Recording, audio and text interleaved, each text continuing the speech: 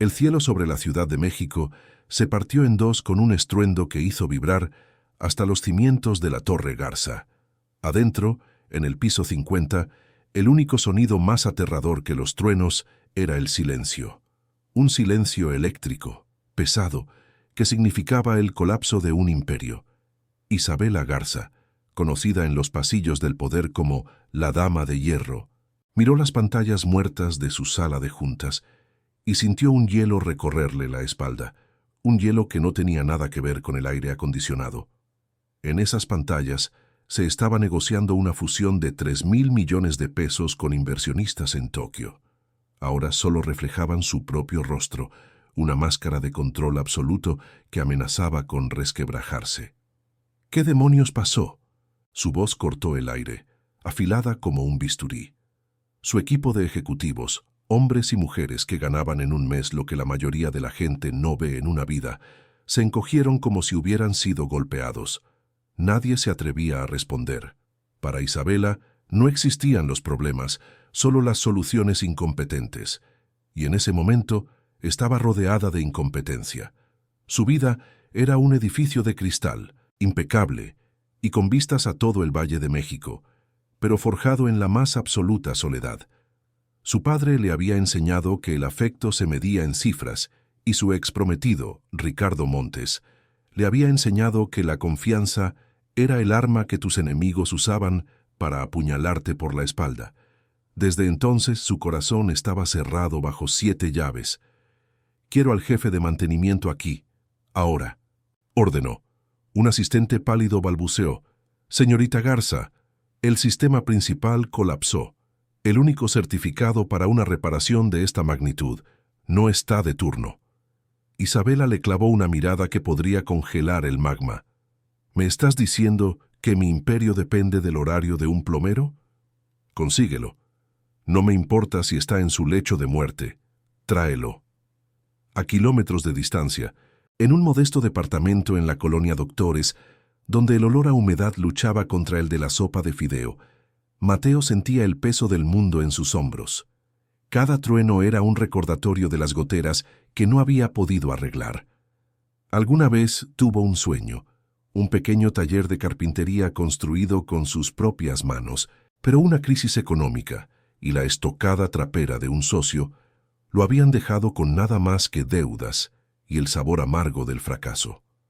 Ahora, su inmenso talento se reducía a cambiar focos y desatascar tuberías en los edificios de los poderosos, una sombra anónima con un overol manchado. El teléfono sonó estridente. Era un número que reconocía, el de la administración de la Torre Garza. Sabía lo que significaba esa llamada a las 2 de la madrugada en medio del diluvio universal. Significaba dinero. Dinero para la renta, para el súper, para el inhalador de Leo. Su hijo. Su única luz. Leo, de 7 años, dormía en la otra habitación, un bulto pequeño y frágil bajo una cobija del hombre araña. El asma del niño era un recordatorio constante de su precariedad, una soga que se apretaba cada vez que el pequeño tosía en la noche. La madre de Leo se había ido hacía años, abrumada por la pobreza, dejando a Mateo con una herida que nunca cerraba y la culpa perpetua de no poder darle a su hijo la vida que merecía. «Es una emergencia, Mateo. La CEO está aquí. Todo el piso 50 está muerto», dijo la voz al otro lado. Mateo cerró los ojos. ¿Y con quién dejaba a Leo? No había nadie. Estaba completamente solo. «Voy para allá», respondió, la decisión formándose como una piedra en su estómago. Despertó a Leo con suavidad. «Campeón, tenemos una misión secreta. Tienes que venir conmigo, pero debes ser el mejor espía del mundo, ¿de acuerdo?» Silencioso como un ninja. El niño adormilado asintió, aferrándose al cuello de su padre, como si fuera el único ancla en un mundo embravecido. La travesía por la ciudad fue apocalíptica. Las calles eran ríos de agua sucia. Los semáforos parpadeaban como ojos moribundos. Cuando finalmente llegaron a la Torre Garza, un monolito de acero y cristal que parecía perforar las nubes de tormenta, Mateo se sintió más pequeño que nunca. Escondió a Leo en un pequeño cuarto de descanso, con una bolsa de papitas y la promesa de que volvería muy pronto. «No hagas ruido, mi amor. Papá tiene que arreglar unas luces muy importantes». Cuando Mateo entró en la sala de juntas, el ambiente era gélido. Isabela Garza estaba de pie, de espaldas a la entrada, contemplando la ciudad rota a través del ventanal panorámico. Se giró lentamente. Era más imponente en persona de lo que las revistas de negocios dejaban ver. Sus ojos no evaluaban, sentenciaban. «Llegas tarde», dijo, sin un ápice de saludo. «La ciudad está inundada, señora. El tiempo es dinero, y me estás costando millones. Arréglalo». Para ella, él no era una persona, era un par de manos, una herramienta. Mateo asintió, tragándose el nudo de humillación en la garganta, y se puso a trabajar. El panel eléctrico era una bestia compleja, un laberinto de cables que controlaba el corazón neurálgico del consorcio. Mientras sus manos expertas se movían con una precisión nacida de años de experiencia, su mente estaba en el cuarto de al lado, con su hijo. Entonces ocurrió. Un trueno más cercano y violento que todos los anteriores sacudió el edificio con la fuerza de una explosión. Las luces de emergencia parpadearon, y un segundo después, un pequeño grito ahogado se escuchó desde el pasillo. La puerta de la sala de juntas se abrió de golpe y Leo entró corriendo, con el rostro bañado en lágrimas de pánico buscando a su padre. Se detuvo en seco al toparse de frente con la imponente figura de Isabela. El tiempo se congeló. Los ejecutivos contuvieron el aliento, esperando la explosión de furia de la dama de hierro. Mateo sintió que la sangre se le helaba en las venas. «Leo», susurró, paralizado por el terror. Pero la explosión no llegó. Leo, en lugar de llorar más fuerte, levantó su manita temblorosa. En ella sostenía un dibujo arrugado, hecho con crayones. Era un superhéroe con una capa roja y una gran P de papá en el pecho. Se lo extendió a Isabela. Ese gesto, tan simple, tan puro, tan desprovisto de cualquier interés oculto, fue una fisura en la armadura de Isabela. Por un instante, vio algo que no era una transacción, ni una estrategia, ni una amenaza. Vio inocencia. Mateo reaccionó por fin, abalanzándose sobre el niño. «Leo, te dije que te quedaras quieto. Discúlpeme, señora, por favor, es solo un niño». Su voz era un susurro frenético, una mezcla de terror y una vergüenza que le quemaba la cara. Levantó a su hijo en brazos, apretándolo contra su pecho como si quisiera esconderlo del mundo, del juicio en los ojos de esa mujer de hielo. Leo, a salvo en el refugio de su padre, finalmente se derrumbó en un sollozo ahogado. Isabela observó la escena inmóvil, vio el cuello deshilachado del overol de Mateo, las manos callosas que sostenían a su hijo con una ternura infinita, y el amor feroz y protector que ardía en sus ojos. Era una emoción tan cruda, tan incondicional, que se sentía como un idioma extranjero en su mundo de contratos, cláusulas y traiciones. Era una forma de riqueza que no podía medir, y mucho menos comprar. Se aclaró la garganta y el sonido pareció retumbar en la sala silenciosa. «Termine su trabajo», dijo. Su voz había recuperado su temple de acero, pero algo había cambiado. El filo era un poco menos cortante. Mortificado, Mateo asintió. Llevó a Leo de vuelta al cuartito, esta vez con una advertencia más severa susurrada al oído y el corazón encogido. Regresó al panel eléctrico, sus manos temblando ligeramente, pero su mente enfocada con la precisión de un cirujano. Minutos después, un chasquido metálico y sonoro resonó en la sala, seguido por el zumbido de la electricidad volviendo a la vida. Las pantallas parpadearon y se encendieron una por una, mostrando los rostros de los inversionistas en Tokio, confundidos pero todavía en línea. El acuerdo multimillonario estaba a salvo. Sus ejecutivos dejaron escapar suspiros de alivio colectivo. Isabela, sin embargo, solo le dedicó a Mateo un seco movimiento de cabeza. «Envíe su factura a mi asistente». Era una despedida. La transacción había concluido. Él era de nuevo invisible, mientras Mateo recogía sus herramientas, listo para tomar a su hijo y disolverse de nuevo en la noche anónima. Uno de los ejecutivos subió el volumen de un televisor en la esquina. Un presentador de noticias, con el rostro sombrío, narraba sobre imágenes apocalípticas de Viaducto y Tlalpan, convertidos en ríos caudalosos. Las autoridades declaran la ciudad en estado de emergencia. Se suspende todo el transporte público y se pide a la población no salir a las calles bajo ninguna circunstancia. El corazón de Mateo se desplomó. Miró por el gigantesco ventanal. La ciudad a sus pies ya no era una alfombra de luces brillantes. Era una bestia oscura y herida, azotada sin piedad por la lluvia y el viento. Volver a la colonia Doctores no era difícil, era imposible. Isabela vio el pánico puro en los ojos de Mateo. Vio cómo su mirada se desviaba hacia la puerta del cuarto donde esperaba su hijo. Y entonces hizo algo que desafiaba cada uno de los principios con los que había construido su fortaleza. Un impulso, ilógico y peligrosamente humano, se apoderó de ella. «Hoy duermes aquí», ordenó. Las palabras quedaron suspendidas en el aire, más pesadas que la tormenta de afuera. Sus ejecutivos la miraron boquiabiertos. Mateo se giró lentamente, convencido de haber escuchado mal. «¿Disculpe?», logró articular. «Dije que hoy duermes aquí», repitió ella. Su tono no admitía discusión. Con un gesto, señaló una discreta puerta de madera oscura en la pared opuesta. «Esa es la suite de descanso. Hay comida, una ducha. Es más seguro que intentar cruzar la ciudad». Mateo se quedó paralizado, una guerra civil desatándose en su interior. Gratitud contra humillación, alivio contra orgullo. La gente como ella no veía a la gente como él, y mucho menos le ofrecía refugio en su santuario más íntimo. Abrió la boca para negarse, para aferrarse al último jirón de su dignidad, pero entonces pensó en Leo, en la posibilidad de quedar varados en la calle, en el frío que se colaba por los huesos. Pónganse en su lugar por un momento. ¿Aceptarían la ayuda sabiendo que viene con un precio invisible? ¿O el orgullo es más fuerte, incluso cuando el futuro de tu hijo está en juego? Déjenme saber qué hubieran hecho ustedes en los comentarios. Isabela, al notar su vacilación, caminó hacia la puerta y la abrió. La habitación era más grande que el departamento entero de Mateo. Minimalista, elegante, dominada por una cama tamaño king que parecía una isla blanca y solitaria en un océano de lujo silencioso.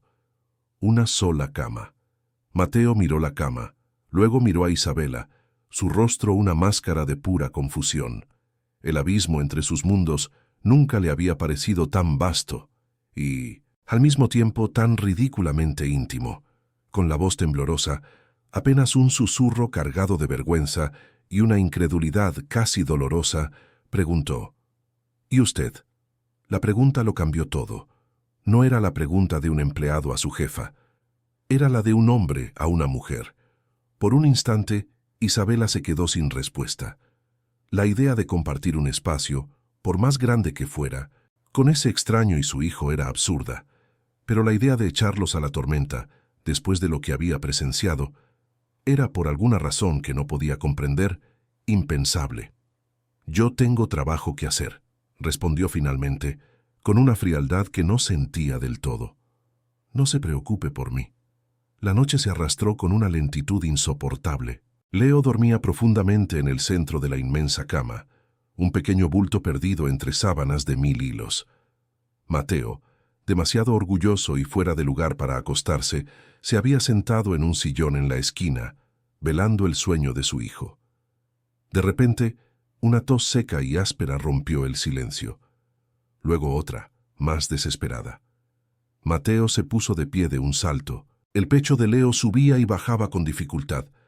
El ataque de asma, el aire acondicionado, helado y potente, lo había provocado. El pánico se apoderó de él. El inhalador estaba en su mochila, pero este ataque era de los malos. «Leo, tranquilo, respira conmigo, campeón». Isabela, alertada por el ruido, entró en la suite.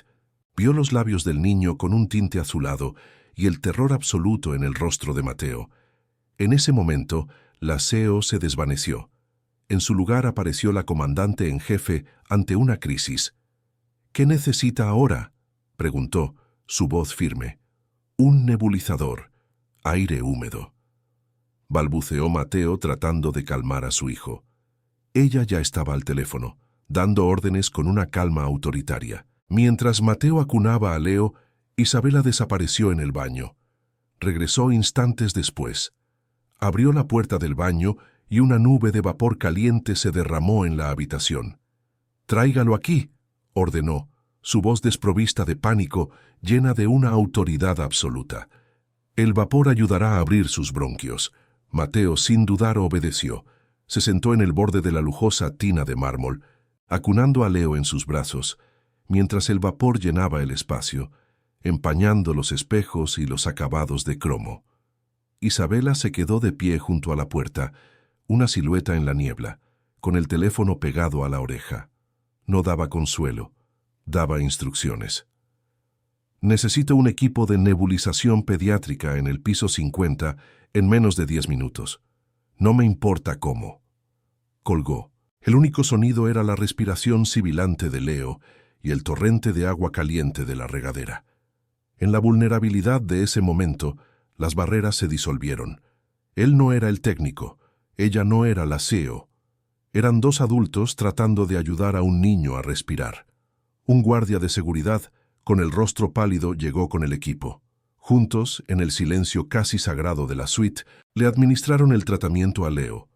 Poco a poco, la tormenta en el pequeño pecho del niño comenzó a calmarse. Su respiración se hizo más profunda, más regular, hasta que finalmente, agotado, se quedó dormido en los brazos de su padre. Mateo lo llevó de vuelta a la cama arropándolo con un cuidado infinito. Se sentó en el sillón, el cuerpo vencido por la adrenalina y el agotamiento. No se atrevía a mirarla. «Gracias», dijo en voz baja, las palabras apenas audibles. «De verdad, no sé qué hubiera hecho». Isabela, que había estado observando desde el umbral, entró en la habitación. «Era una crisis logística. La resolví», respondió, su tono intentando ser el de siempre, pero la frialdad no cuajaba. Se hizo un largo silencio, cargado de todo lo que no se decía. «¿Y su madre?», preguntó ella, la curiosidad rompiendo su propia regla de no involucrarse. La pregunta lo tomó por sorpresa. Mateo tardó un momento en responder, su mirada perdida en el rostro dormido de su hijo. «Se fue, hace mucho. La vida se le hizo demasiado pesada». No había amargura en su voz, solo un cansancio antiguo, una aceptación resignada. Para Isabela, esa simple frase fue una revelación. Este hombre no había huido, se había quedado. Había cargado con el peso del mundo por su hijo, sin quejarse. Era el antídoto exacto al veneno que Ricardo Montes le había inyectado en el alma. La mañana llegó con una luz pálida que se filtraba por los ventanales, revelando una ciudad lavada y herida. La tormenta había pasado, pero la atmósfera en la suite seguía cargada. La extraña intimidad de la noche se había evaporado, dejando en su lugar una torpe conciencia de sus mundos opuestos. Mateo se puso de pie, listo para irse, para volver a ser invisible. «Debemos irnos. Gracias por todo, señorita Garza». Estaba a punto de despertar a Leo cuando la voz de ella lo detuvo. «Mateo». El uso de su nombre de pila lo hizo detenerse en seco. «Tengo un proyecto, un desarrollo urbano de interés social en Iztapalapa. Mis ejecutivos ven números en una hoja de cálculo. Yo necesito a alguien en el terreno, mis ojos y mis oídos. Alguien que entienda cómo funcionan las cosas de verdad, no desde una sala de juntas con aire acondicionado». Mateo la miró confundido. «¿Y qué tengo que ver yo con eso? Usted sabe resolver problemas bajo presión», dijo ella, acercándose. «Y sabe ser discreto. Ayer no solo arregló una avería eléctrica, manejó una crisis personal sin perder la cabeza. Eso es más valioso para mí que cualquier título universitario. Le ofrezco el puesto de asistente personal para ese proyecto. El sueldo es 5 veces lo que gana ahora». El aire se escapó de los pulmones de Mateo. Era una oferta que cambiaba la vida, pero se sentía como una limosna disfrazada de oportunidad. Su orgullo, esa última muralla que lo protegía, se erizó. ¿Qué pensaría la gente? ¿Qué pensaría él mismo cada vez que se mirara al espejo? Pero entonces su mirada se posó en Leo. durmiendo pacíficamente en una cama que costaba más que todo lo que poseía. Pensó en el inhalador, en la renta, en la constante ansiedad que le carcomía las entrañas. ¿Podía darse el lujo de tener orgullo? Aceptar era entrar en un mundo que lo devoraría. Rechazarlo era condenar a su hijo a seguir luchando. ¿Qué harían ustedes? ¿Se tragarían el orgullo por darle una vida mejor a sus hijos, aun sabiendo que podrían estar vendiendo una parte de su alma? Cuéntenme en los comentarios, porque en ese momento Mateo tomó la única decisión que un padre podía tomar. Acepto. Una semana después, Mateo se sentía como un impostor en una piel ajena. El overol manchado había sido reemplazado por un traje gris que le quedaba un poco grande, un regalo anónimo de la asistente de Isabela. El mundo de la Torre Garza era un laberinto de cristal, acero y sonrisas afiladas. Se movía por los pasillos sintiendo las miradas sobre él, el susurro a sus espaldas. Era el proyecto de la Dama de Hierro, una curiosidad, un capricho. Su trabajo consistía en acompañarla a juntas, tomar notas que no entendía del todo y, sobre todo, observar. Isabela lo estaba sumergiendo en su mundo, probándolo. Y en ese mundo había depredadores. El principal era Ricardo Montes. Era el vicepresidente de Desarrollo, un hombre con el encanto de una serpiente de cascabel y una ambición que envenenaba el aire. Seguía en la empresa porque era demasiado peligroso tenerlo como enemigo fuera de ella. Ricardo vio a Mateo el primer día y supo exactamente qué era: un punto débil. Se le acercó en la cafetería con una sonrisa que no llegaba a sus ojos. «Así que tú eres el nuevo, protegido de Isabela. Cuéntame, ¿qué clase de milagros haces para que la reina de hielo se fije en alguien como tú?» La humillación era tan palpable que Mateo pudo saborearla. Se limitó a mirarlo y decir: «Hago mi trabajo». Ricardo soltó una risa condescendiente. «Claro que sí. Disfrútalo mientras dure. Aquí los juguetes nuevos se rompen muy rápido». La amenaza quedó flotando en el aire. Mateo entendió que no solo había aceptado un trabajo, había entrado en una guerra que no era suya, y ahora era un soldado en primera línea, sin armadura ni armas. Isabela lo observaba todo desde la seguridad de su oficina, a través de las cámaras de seguridad. Veía la silueta de Ricardo, depredadora y segura de sí misma, y la de Mateo, inmóvil pero erguido, como un árbol solitario que se niega a doblarse ante el viento. Por primera vez en mucho tiempo, Isabela sintió algo más allá de la fría lógica de los negocios. Sintió una punzada de rabia protectora. Mateo no era un juguete, era su decisión, y nadie, mucho menos Ricardo Montes, iba a romper lo que ella había decidido construir. El campo de batalla se materializó una semana después, en la sala de juntas principal. Era una cámara de eco de cristal y caoba, donde las reputaciones se hacían y se deshacían antes de que el café se enfriara. Mateo estaba sentado a la derecha de Isabela, no en la silla principal, pero lo suficientemente cerca para que el mensaje fuera inequívoco. Llevaba el mismo traje gris, pero esta vez se sentía menos como un disfraz y más como una armadura que no le ajustaba bien. Frente a ellos, el consejo directivo y los jefes de departamento, un mar de rostros idénticos con sonrisas que no llegaban a los ojos. El tema era el proyecto de Iztapalapa.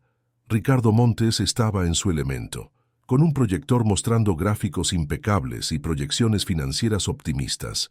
Desglosaba su plan logístico.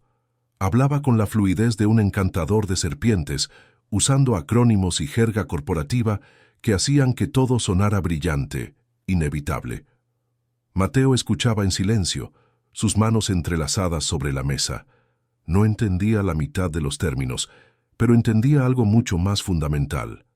La tierra, el cemento, el movimiento de los camiones, el sudor de los hombres. Cuando Ricardo terminó su presentación, una ronda de murmullos de aprobación recorrió la sala. Entonces, con una sonrisa maliciosa, se giró hacia Mateo. «Una presentación impresionante, Ricardo», dijo uno de los directores. Ricardo hizo un gesto magnánimo.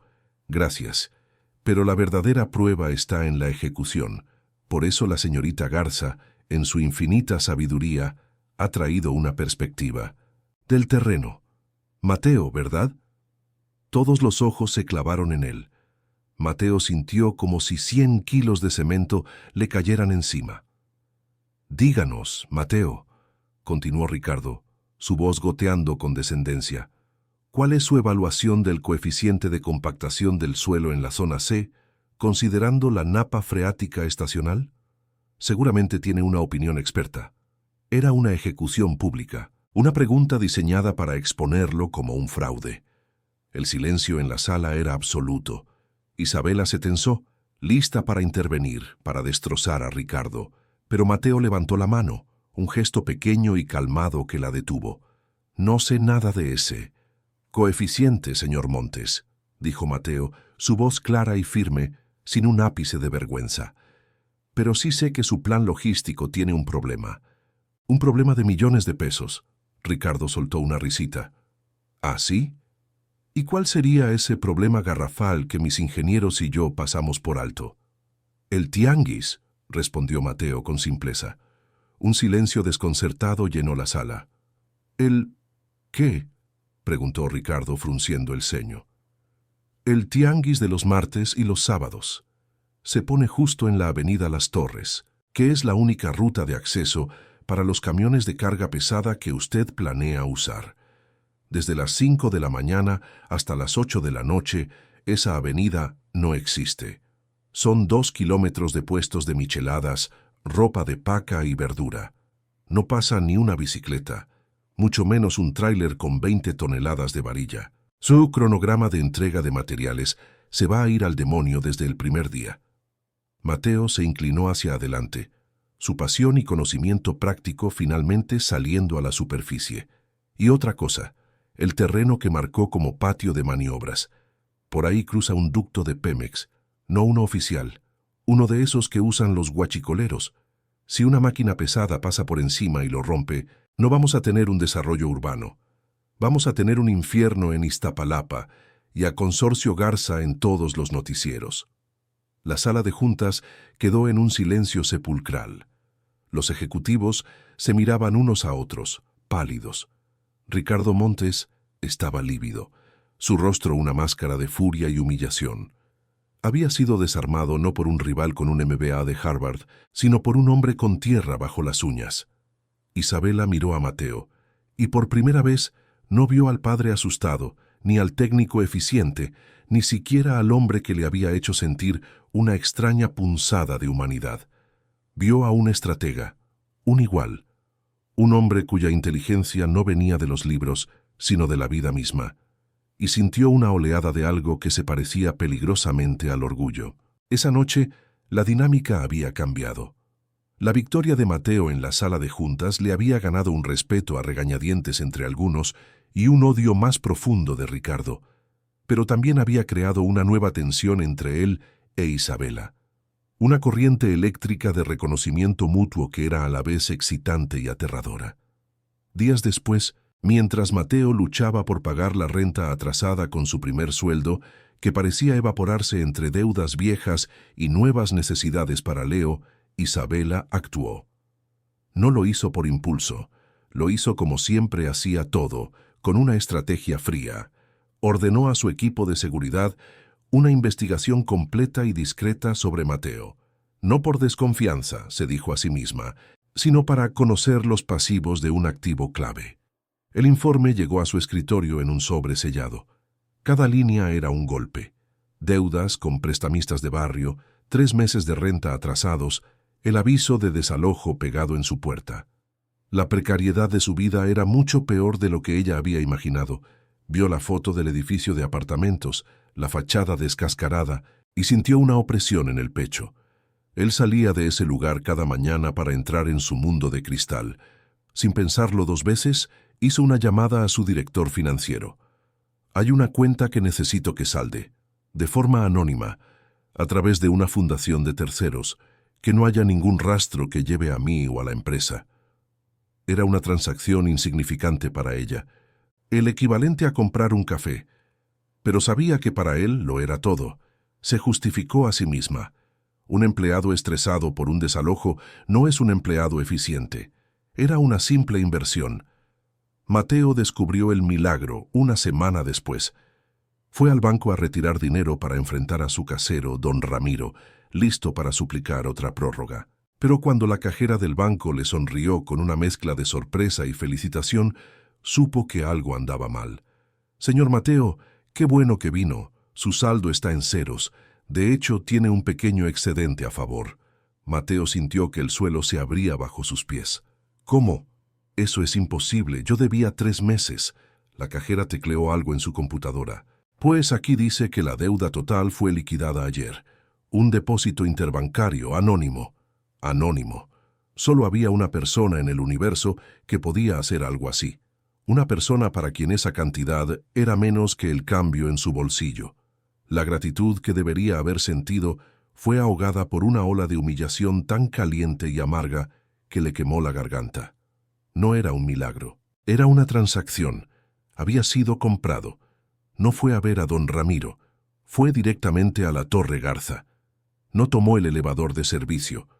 Usó el principal, ignorando las miradas de desaprobación de los ejecutivos con sus trajes de miles de pesos.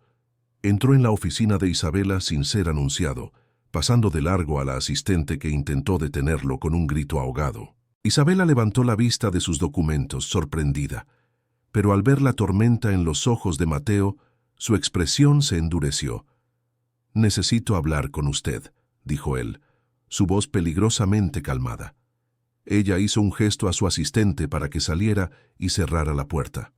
«¿Sobre qué, Mateo? Estoy en medio de algo importante». «Sobre mi renta», soltó él, «sobre mi deuda, sobre el dinero que depositó en mi cuenta como si estuviera pagando por un servicio más». Isabela dejó su pluma sobre el escritorio, su rostro una máscara de fría incredulidad. «¿Y se supone que eso es un problema? Tenía una fuga. La tapé. Fin de la historia». Un empleado preocupado por ser desalojado es un empleado ineficiente. Las palabras, tan lógicas, tan desprovistas de emoción, fueron como gasolina sobre el fuego del orgullo herido de Mateo. «No soy una fuga en una de sus tuberías, señorita Garza», dijo, dando un paso al frente. «Soy un hombre, y no soy su proyecto de caridad. Lo que hice en esa sala de juntas, lo hice porque sé de lo que hablo, no para ganarme su lástima». «No es lástima, es lógica», replicó ella, poniéndose de pie, su altura casi igualando la de él gracias a sus tacones. El poder emanaba de ella como un campo de fuerza. «Tenías un problema que afectaba tu desempeño, y yo tenía los recursos para solucionarlo. Eliminar variables, eso es lo que hago». «Pues esta variable tiene un nombre», exclamó él golpeando la mesa con la palma de la mano, un gesto que lo sorprendió incluso a él mismo. «Y tiene dignidad. O eso no entra en sus hojas de cálculo. Usted no me ayudó. Me humilló. Me quitó lo único que me quedaba, que era la posibilidad de salir de mi propio hoyo por mis propios méritos». La furia de Mateo finalmente resquebrajó la compostura de Isabela. Su rostro se contrajo en una mueca de dolor genuino, de una herida que él no esperaba ver. «Dignidad. ¿Crees que es más digno que tu hijo viva en un lugar que se cae a pedazos y que tú te mates trabajando por una miseria? Yo te di una herramienta, una oportunidad, ¿y así me lo pagas? ¿Tirándome en la cara tu orgullo estúpido?» «Mi orgullo es todo lo que tengo», gritó él. «¿Qué va a saber usted de eso? Usted nació con todo resuelto». «¿Resuelto?» La risa de Isabela fue amarga, cortante. «Tú no sabes nada de mi vida. No sabes lo que es que cada persona que se te acerca quiera algo de ti, que cada sonrisa sea una estrategia, que cada «te quiero» venga con una cláusula oculta. Por primera vez en mi vida hago algo por alguien sin esperar nada a cambio, y resulta que es un insulto». La confrontación los dejó a ambos sin aliento, suspendidos en el aire denso de la oficina, el abismo entre sus mundos expuesto y sangrando. Él veía en ella a la millonaria arrogante que jugaba a ser Dios. Ella veía en él a un hombre tan roto por el orgullo que no podía aceptar una mano extendida, y ambos estaban equivocados, y ambos tenían razón. ¿Quién creen que tenía la razón en esta pelea? ¿El orgullo de Mateo o la lógica de Isabela? A veces pienso que ambos, y a veces que ninguno. Déjenme saber su opinión en los comentarios. porque esta es una de esas discusiones que te carcomen por dentro. La discusión terminó sin una resolución. Mateo se fue, dejando un silencio que pesaba más que cualquier grito. La dinámica entre ellos se envenenó. Se trataban con una formalidad helada. La conexión que habían forjado en la noche de la tormenta parecía un recuerdo de otra vida. Pero Mateo siguió haciendo su trabajo, y su trabajo era estar en el terreno. Semanas después, en el sitio de construcción de Iztapalapa, algo no cuadraba. Un lote de varillas de acero había llegado con un día de retraso, culpando a un error de logística. Días después, una grúa falló, un desgaste inesperado, causando daños menores pero paralizando el trabajo por horas. Eran pequeños accidentes, inconvenientes que en el gran esquema de un proyecto de cientos de millones se perdían en los informes como errores de redondeo. Pero Mateo, con su conocimiento práctico, veía un patrón. Los errores siempre ocurrían en momentos clave, retrasando las fases más críticas. Una tarde, mientras revisaba los registros de entrada de camiones en la caseta de vigilancia, notó una discrepancia. Un camión de un proveedor no reconocido había entrado la noche anterior a la falla de la grúa. El guardia de seguridad, un hombre mayor llamado Jacinto, se encogió de hombros. Traía la orden firmada por el señor Montes. Yo nomás sigo órdenes. Ricardo Montes. La sangre de Mateo se heló. Empezó a investigar por su cuenta, en secreto, después de sus horas de trabajo. Usó su conocimiento de la calle, habló con los trabajadores, con los proveedores, con los choferes. No buscaba datos financieros, buscaba chismes, rumores, cosas que no se escriben en los informes. Y así fue como unió las piezas. Ricardo estaba orquestando un sabotaje meticuloso y brillante. Creaba retrasos pequeños pero constantes, inflando los costos sutilmente, haciendo que el proyecto pareciera mal gestionado por Isabela. Su objetivo era claro: hacerla fracasar para que el consejo directivo perdiera la fe en ella y él pudiera tomar el control.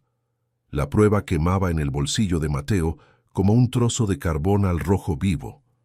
Tenía los registros, los testimonios de los trabajadores intimidados, las fotos del camión no autorizado. Tenía el arma para destruir a Ricardo Montes, pero sabía que si la usaba, el retroceso podría destruirlo a él y a la frágil, casi inexistente confianza que había entre él e Isabela. Después de su pelea, ¿cómo podría ella creerle? Pensaría que era un plan, una conspiración para ascender, una versión más humilde y callejera de la misma traición que ya había sufrido. Callar era permitir que Ricardo la destruyera. Hablar era arriesgarse a que ella lo viera como el peor de los monstruos.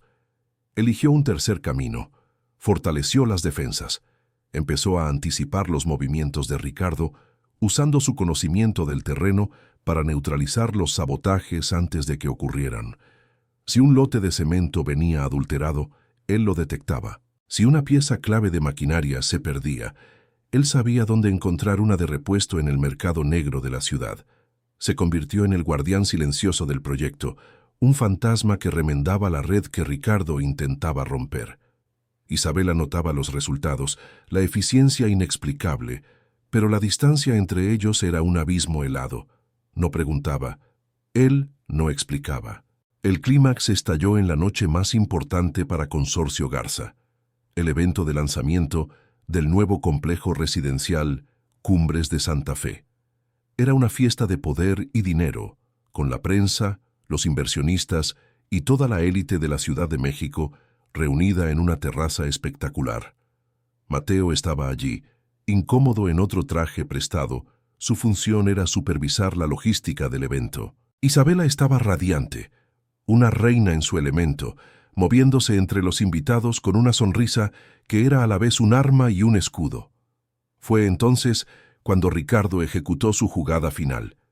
De repente, los teléfonos de todos los presentes comenzaron a vibrar.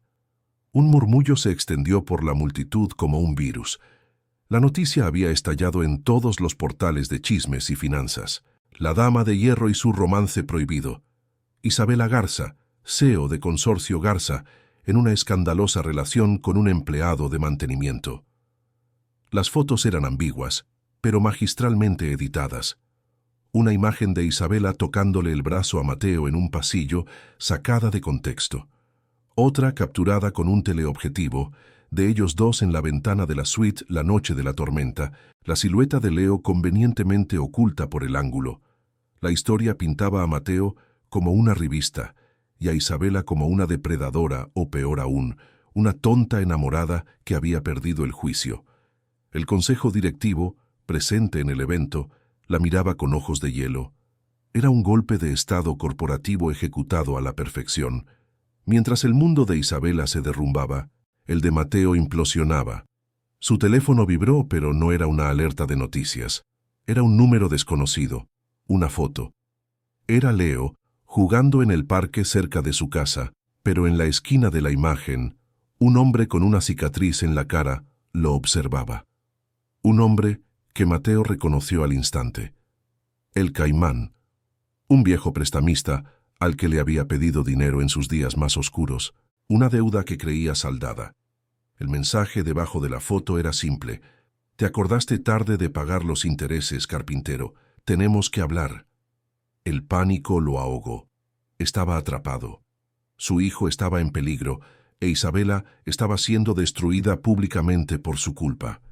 Por un instante, solo quiso correr, desaparecer, proteger a Leo a cualquier costo, pero entonces vio a Isabela. En medio de la tormenta de susurros y miradas acusadoras, ella lo buscó con la vista a través de la multitud. Sus ojos no tenían ira, ni acusación, tenían miedo.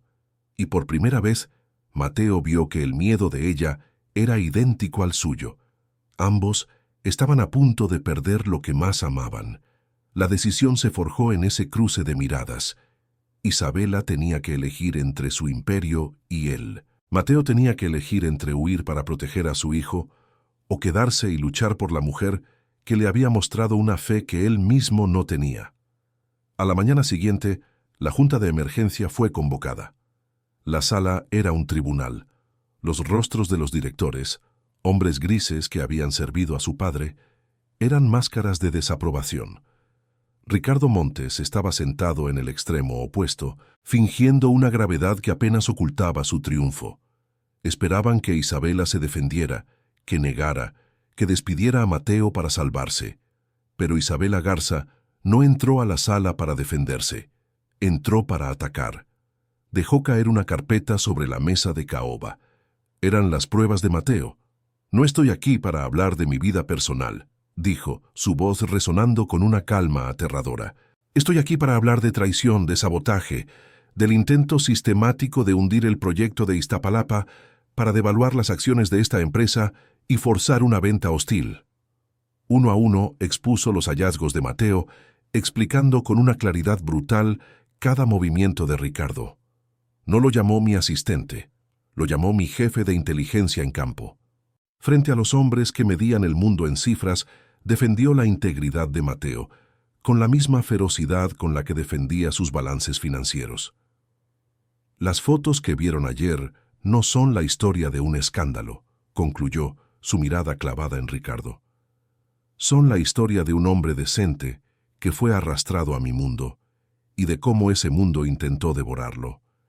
Si el precio de dirigir esta empresa es convertirme en alguien que sacrifica a la única persona honesta que ha encontrado en años, entonces el precio es demasiado alto. Prefiero perderlo todo».